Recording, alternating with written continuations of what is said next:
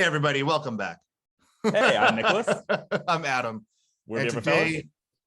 we're going to talk about In Defense of Thunderball. Yeah. I was watching it the other day and realizing that, on our rewatches of the series, and you'll eventually get to the ones that you don't really care for, and you don't give them another shot. Like, I had a lot of fun with The Man with the Golden Gun in my leading up to No Time to Die rewatch, and found a new admiration for Mary Goodnight and like some of the silliness of it. But this one, Thunderball, I always feel is really boring. And ironically enough, like in our scary world times right now of nuclear threats and NATO, kind of an appropriate watch. Kind of need a hero right now. Yeah. When we were watching it, went to bed, finished it this morning, and I saw the news about, nuclear alertness and nuclear preparedness. Like, great, fantastic. Mm-hmm.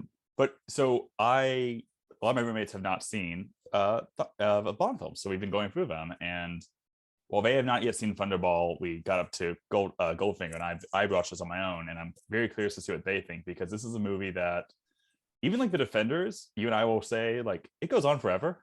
The underwater scenes go on forever. But what's weird, and we'll get to the film's length, but on the box, so this is a old Laserdisc of the film. So it says running time 129 minutes, and that is a flat out lie. I think like GoldenEye is 210. You're saying this is 209? I don't buy it. No, because there's a lot going on in this movie. Like, it takes a long time to get going, which is nuts, because once it gets going, it still feels like it has 2 more hours to go. Yeah, I mean, I was texting you and I'm like, hey, it says there's only like 15 minutes of this movie left, but like I thought there was an underwater fight scene that was like 3 hours long. I was rewatching, and in my head, sort of, because I watched it also for Ahead of No Time to Die, and I'm rewatching again to this, and I'm thinking to myself, wait, this happened so late in the movie? I feel like this happened like in the mid. Wow, the shrubland scene went on really long. Mm-hmm. I made like a top 10 reasons. Do you want to go through them with me? Yeah, I have a few changes, but the idea is, this is a movie that people seem to love or hate. It's either the coolest Connery film, or it's the longest, slowest paced movie until you get to, I don't know. Actually, Moonraker is good pacing. I take that back. It's by the time this movie came out, like Bond Mania was at its peak. We weren't around for it, but I think like Thunderball is like as big as it ever got. In terms of just everyone was aware of it. It was just an enormous film. But my first part of my little list is the pre-title sequence and its ridiculousness. And it has nothing to do with anything. I love that.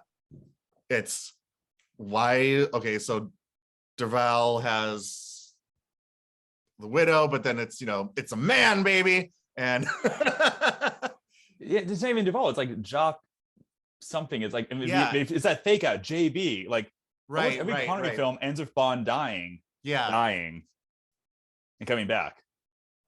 Yeah, or a fake out or something, and they do that here. And I guess Bond's going after Spectre, but like Goldfinger, the pre-title sequence, the electrocution comes into play with Odd Job. This is just his Bond being cool, right? With the car is not parked that far from where he is, but he has to make an escape via jetpack, which is fine, and it's iconic and it's cool, and it leads into like one of the best title sequences and songs. Like, this is the one where Maurice Binder comes back, and it's, I think, after Thunderball, they all kind of stayed that way. Yeah, because why not? Like, Thunderball was so great. Like, this is a movie that, like, we talked about this feeling of twice, like with Love, but a lot of the iconic things get parodied come from that. But like, this is the one that really had like the jetpack, the cars, the villains, Largo. Like, this movie is like the genesis of all of that, which is interesting because it's one that doesn't really try to follow the formula, but it's so iconic. Yeah, but like, you watch when people parody Bond, when people who aren't really aware of Bondian tropes, but they'll look for like things that happen in Thunderball. It's a big Spectre movie. It has the everything in Austin Powers comes from Thunderball.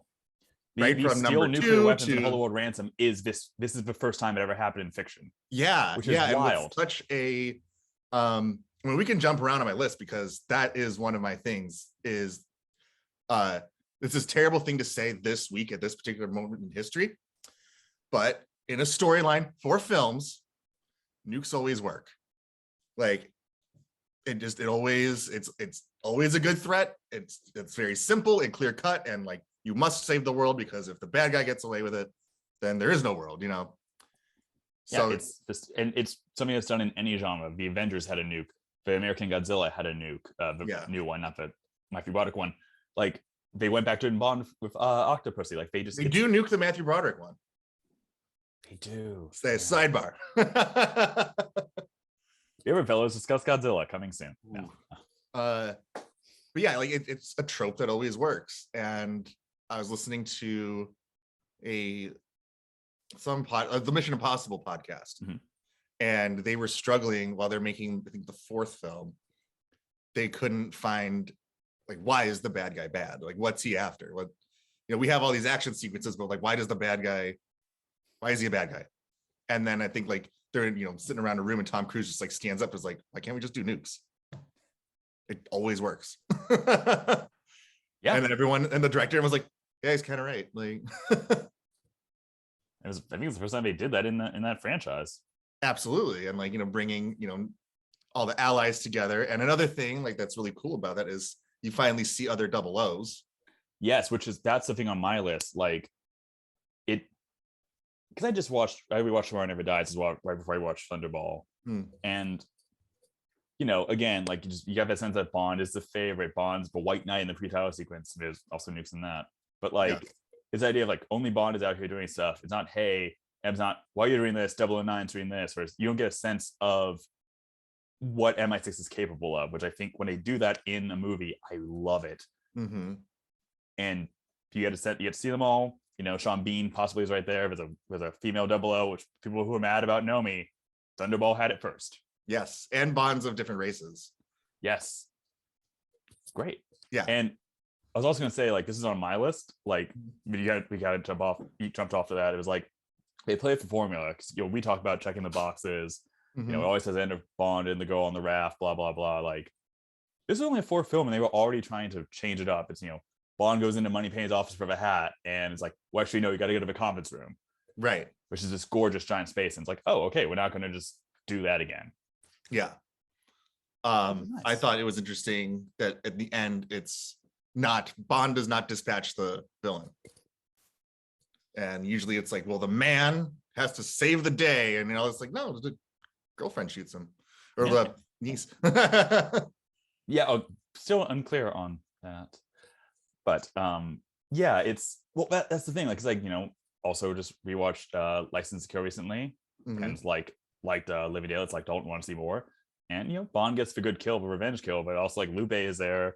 The same idea as Domino, captive, abuse, this and that, but she's a non-entity in the finale, unlike Domino. Right. Yeah. I mean, also we have to admit this, to be dudes about it, has the hottest women team. Yes. Yes. I mean, it's just the most beautiful non-women. We both have posters featuring Diana Rigg behind us. Right. But and she's gorgeous, but like as a whole. Yeah. And also in terms of just like the fashion of everyone, like the female fashion, the male fashion, even though it's like dead center mid-60s, it's really timeless. Yeah, it feels like both a snapshot, but also like, you want to be cool, this is how to be cool. I bought a set of James Bond trading cards off eBay, and a female friend looking through them all, and looked at Domino's swimsuit, which is kind of on this one, and she's like, I want that. I'm like, that is 50 years old, but it's still awesome looking.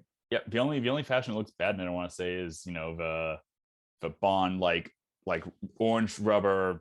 It's on the thing. Yeah. That's gotta hurt. That right there.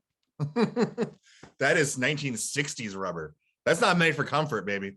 No. What, like, going off of the women though, like, this is something I don't think gets talked about enough. Like, this movie sort of lays the template for, like, we talked about in our Bond women episode recently. Like, you can see all of the types of characters that come back. You have the sort of the innocent type with Domino, which you see in Kara. You know, there's the femme fatale villain in Fiona Volpe, who is amazing. Yeah, you get that comes back in Xenia. yeah. You know, Paula's the capable assistant. I mean, she's dispatched pretty quickly, but you know, even when they redid Moneypenny and Skyfall, you can trace that back here. No, yeah, but it's cool. It's like she's capable, she's intelligent. She's just there to help Bond. There's not another chick. And she does what Brosnan would not do and takes the cyanide pill. Coward, Bond. But this is when we get all the cool parts. We do have to suffer through the rehab facility. I think that's where, like, I think a lot of people, new audience, is be very put off because Bond straight up rapes a girl. Yes. it's such a weird thing because it's like, on one hand, it's also sort of the Columbo thing where you see the bad guys doing their plot, you know what happened, Bond doesn't know what's happening.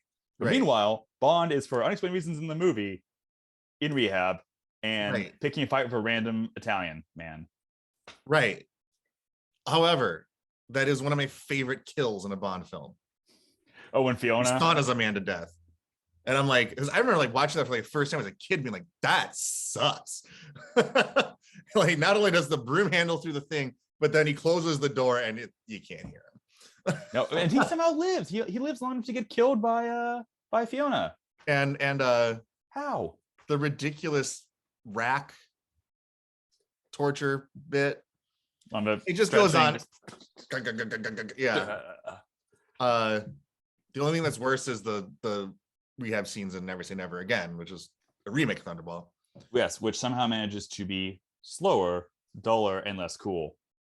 Right. Like, also, it's a movie where people are getting, you know, speared through the chest, blown up by car stuff. There's good action, shark kill.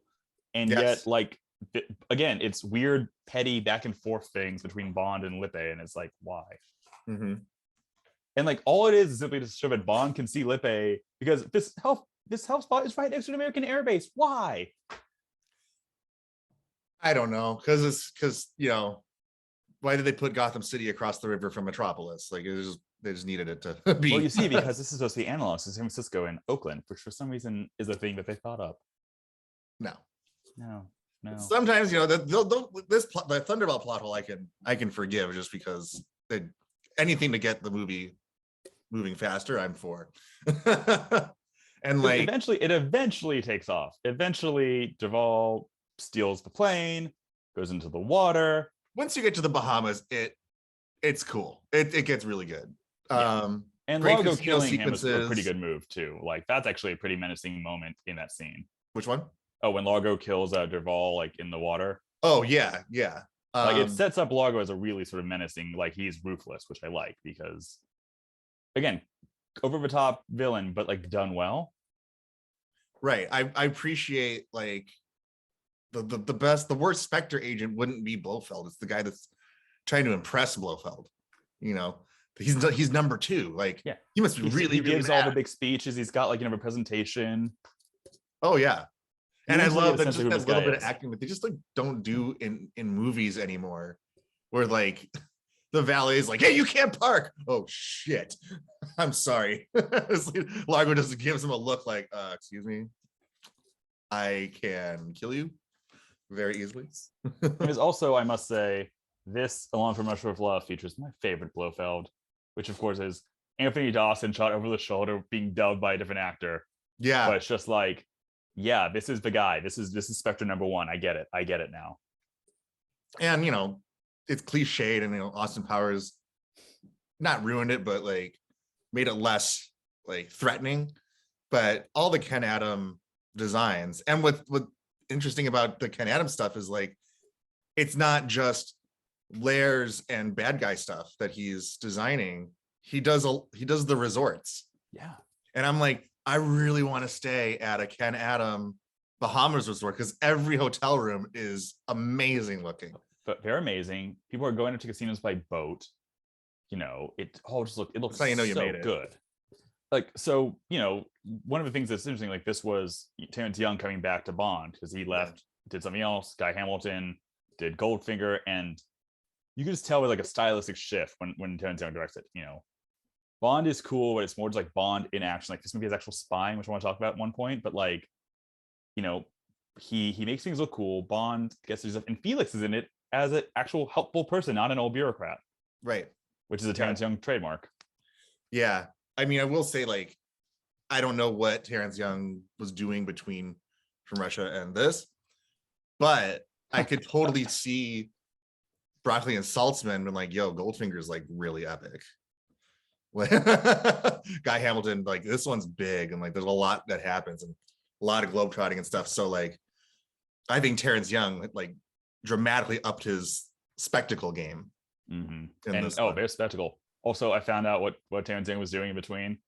He did a film called The Dirty Game, but he also did The Amorous Adventures of Maud Flanders. Maud Flanders?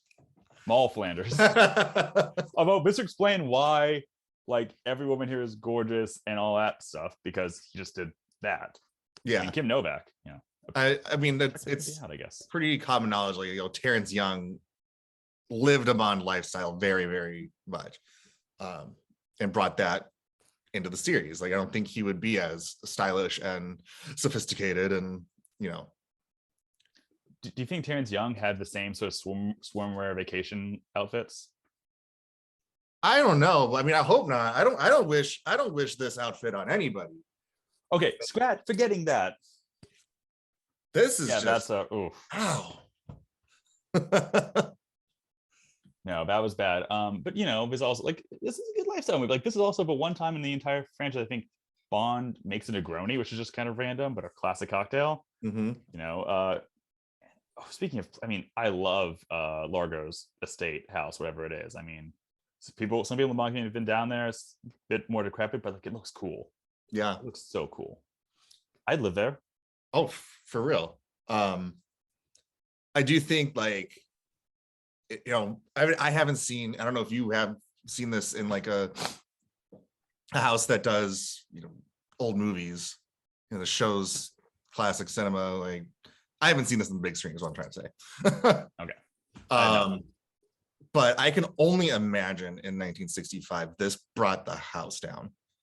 Like some of the gags and jokes, you know, in them being the first time for a lot of this stuff, like I could see people stomping their feet at Bond handing her the shoes.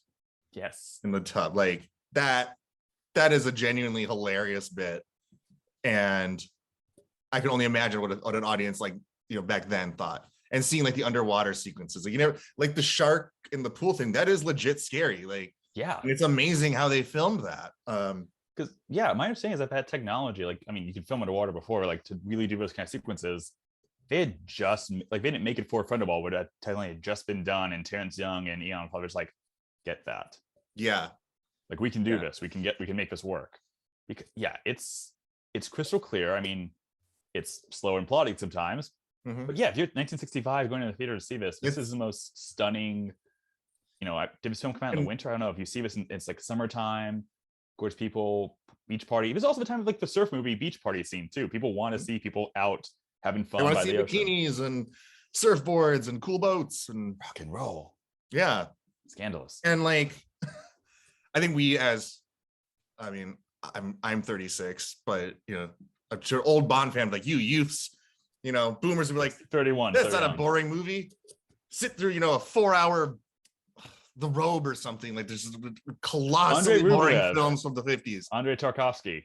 Yeah. 4 hours of pondering and thinking. I understand like Cleopatra, like look at that. That's a really awesome, cool set. Movie's boring as shit, man. So I think these Bond movies, like it was like watching a Michael Bay movie, but if Michael Bay movies were like great, you know, like just that, like Bad Boys. Just that first like crazy assault of, you know, cool shit being thrown at you for 2 hours. The U.S. military is mainly just dropping scuba guys with spear guns into the water. It's like, oh, okay. Yeah, you've never seen that before. And I say like, oh, wouldn't we have like a 3-hour underwater war scene? but I'm sure people's minds were blown in 1965, and like they didn't feel the length of it at all. In fact, probably just wanted more of it. Yeah. I mean, it was like, how do you, again, because like you talk about Bond Mania at the height, like there's also all the copycat shows are coming out. Mm-hmm. Goldfinger had been so huge. Like, okay, how do we top Goldfinger? Better locations, just stacked cast of gorgeous, interesting women characters, nukes. Mm-hmm. Also, didn't really do much of a henchman category. Vargas, what does Vargas do? That was a pointless bit, but they add the action. Largo fights Bond. Like, here's this old guy with an eye patch who's like going to town against James, and the spear gun kills are just so brutal still to this day. Like, oof. Oh yeah, I mean the whole, he got the point one-liner that probably slayed in 65. Yeah. I mean, it's still good now. I mean, I remember being a little kid watching it, not knowing anything about Bond. I'm like, that was funny. it is one of Connery's best one-liners. It's way better than shocking. The best sunglasses in most films. Mm-hmm. Like we talk about the timeless thing, like those sunglasses hold up 70s, 80s, 90s now. Like, some people love the Daniel Craig stuff. They look a bit too, if you go to age badly, like sports Oakleys, to me. These age well.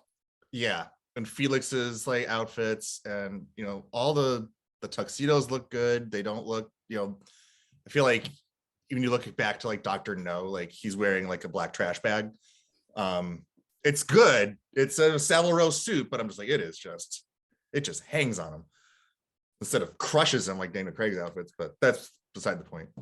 Yeah, outside of Nut Crunch scuba outfit, all the fashion up and down. If anyone has that outfit, that scuba outfit, and has worn it, we want to talk to you. We want to ask why. Yeah, it's just bad. But one thing this film has going for it, which I really do like, because I've been rewatching a lot of the Bond films, you get a bit of Bond actually spying. Like, one thing detractors say, and I kind of agree with this, is like, Bond is just, there's 2 nukes missing. The whole world's apparently going to go up with a Spectre ransom. And Bond goes on vacation because he sees a cute girl. But he does a little bit of spying. He's actually like going out, sneaking into places. He's having a little back and forth tete-a-tete with Largo. Like, there's some espionage here, which, kind of fell by the wayside as the franchise went on. Sure. I mean, like that spy that's stuff. Bond. That's I want him to go on vacation. I mean, yes. Save the world. But he's very nonchalant about the nukes. Yeah. It's just that Connery confidence, man. Yeah. Also, great Q stuff too. I mean, Q, it's like this was the hit in Goldfinger. Let's bring him back. Let's do some stuff, and he's just delightful. I can't decide what I like more. Do I like Q in the like workshop or travel Q?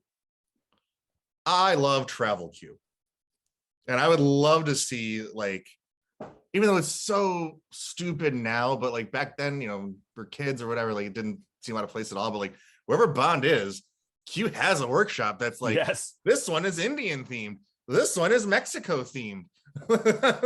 In Brazil, he randomly is hanging out with some like kung fu monks. Exactly. Yeah, like, I think we talked about our last episode, like the man with the golden guns, like Q office. And then in the submarine and Leonardo twice, there's like a fully realized Q office, or no, sorry, M office. My bad. Yes. Okay, if they just if again we talk about this, keep the MI6 crew, new Bond, whatever. But if the next new Bond, we just suddenly find like Ben Whishaw in like, I don't know.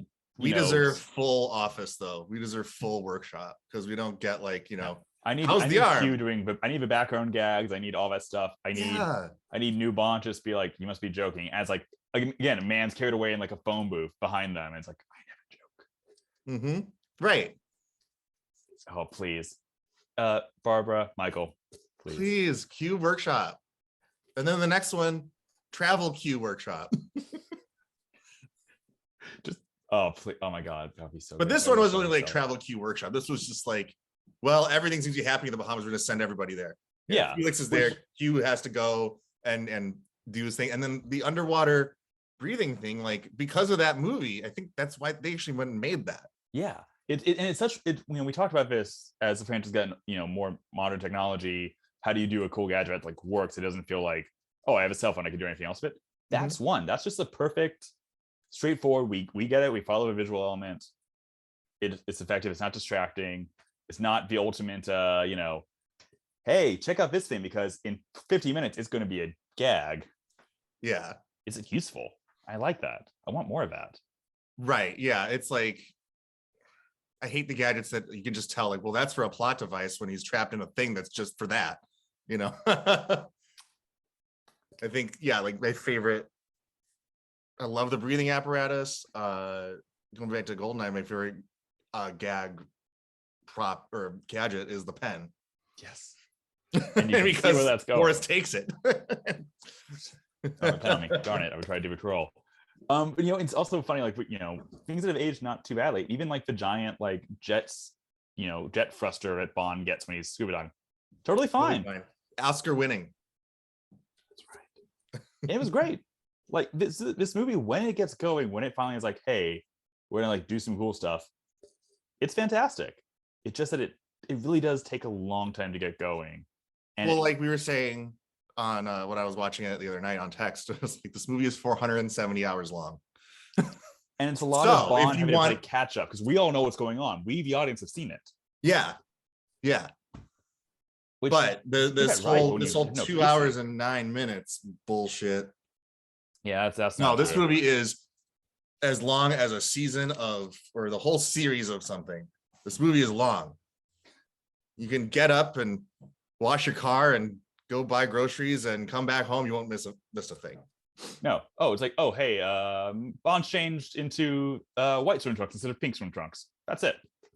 Yeah. I mean, I went, and I think for my birthday last year, because it was just unbearably hot, I had 2 Thunderball outfits. One pink shirt, like camp collar shirt, and then a one like you're wearing. Yeah. Well, I was looking. I don't own any camp collar ones. I was like, oh, darn it, that would be so good to wear for this. Yeah, I do have a Shrublands t-shirt from SAS Training Gear, but unfortunately, I was wearing that while running earlier. Does he wear a cool training outfit? No, he wears like nothing. It's a Never Say Never Again. Never Say Never Again. He has like the bad sweatsuit look. Right. Yeah, like his robe in Goldfinger was like the terry cloth version of this. Yes. I mean, look, Connery. I'm as straight as an arrow, but man, Connery's legs. Yeah, we've joked about the Morrissey look thing in Diamonds Are Forever, but man's looking good here. Yeah, this is peak, like all peak toupee. Yes. Peak fashion. So I feel like it dips a little on You Only Live Twice, but and then she doesn't wear enough stuff. Feels like it doesn't look as cool hairstyle wise. Dova's movie, actually, speaking of fashion, one thing I love.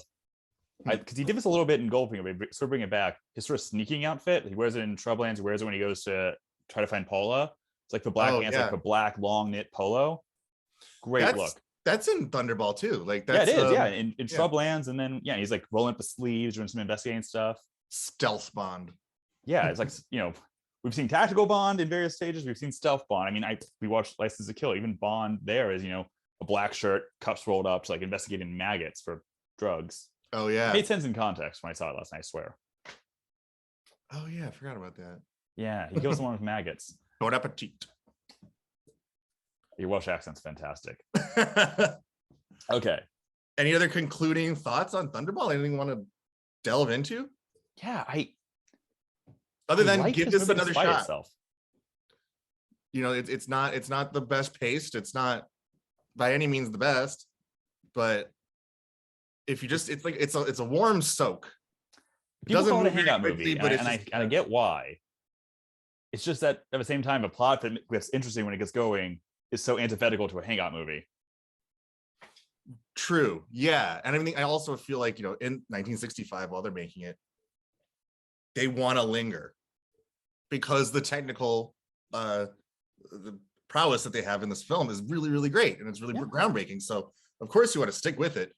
But like a lot of like older films, like 50 years old plus films, they do that a lot when they have like, look at this giant set. We're going to look at it for 20 minutes. Well, I mean, Moonraker, they had at the time the most groundbreaking zero gravity depiction at the end of that movie. No CGI was involved. It was all like practical effects. And that's only like a 10-second sequence. Or, okay, maybe 15. I'm like underplaying it. But I feel like the pacing issues got fixed in You Only Live Twice, where it's like, blink and you miss it, or just like go back and see this movie 10 times so you can take in that Peter volcano. Hunt edited all of these, know? even the weird, like when the Disco Volante goes super speed at the end of a movie, that's Peter Hunt editing this. And you think, come on, man, you went from super slow to like super sped up, and it's a strange. I want to know, just like behind the scenes of, were they all just drunk on rum? I feel like that's always a part of it when these old films, like, Y'all yeah, get so vacation. the cut looks great. Let's go for a brandy. Like, Just Terrence Young in like a full 3-piece suit in the yeah, Bahamas, just drunk drinking brandy as like everyone's like in tropical wear. I listen to all these like podcasts and interviews and stuff where they interview Bond actors and that might have only been in one movie, and they're just like, man, it is just like a family reunion. Like they're all just like hanging out. It doesn't feel like, yes, it is hard work, but they're just so used to working with each other that like, hey, let's wrap early and go to dinner and go get drunk somewhere or something. Yeah, just walk off set in your very cool costume and just go to the beach. Yeah, there's a podcast recently that had Robert Davi, and just him going off about like they partied so hard, they had so much fun on that film, and which is so true. You can't quite, as for a serious movie, you wouldn't think that, but I believe it. Also, the locations are great there. Yeah, the Bahamas, man, it brings something out of Bond, especially with this one. Like, yeah, anytime you put Bond in the Caribbean, it just works. Like, I think we've had more films that sort of lean lately towards like snow Bond, ski Bond, which is its own thing. Which is a cool thing. Yeah, it's very cool. We had a lot of Craig and Brosnan doing snow stuff. Only got a tiny bit of like Caribbean Bond. I want more of that Bond by the beach in cool. That, I mean, maybe it's because beach fashion changes so quickly. I don't know, and they want something timeless. Yeah, copy these outfits. Oh, absolutely. I think it's great. Yeah. Thunderball. That's Thunderball, friends. Yeah. Oh, one last thing I think is great about it. It has a plethora of great theme songs. You have the Tom Jones one, which is so good. Oh yeah. There's the Johnny Cash one, which does not fit in any way, but it's actually kind of fun. It is. It's good. And then was it Shirley Bassey who did Mr. Kiss Kiss Bang Bang? Yeah. Which is such a great song, except that she cannot say bang. Right. It's like Mr. Kiss Kiss Ban Ban. And you will be listening to that song, you'll be like feeling like, wait, what?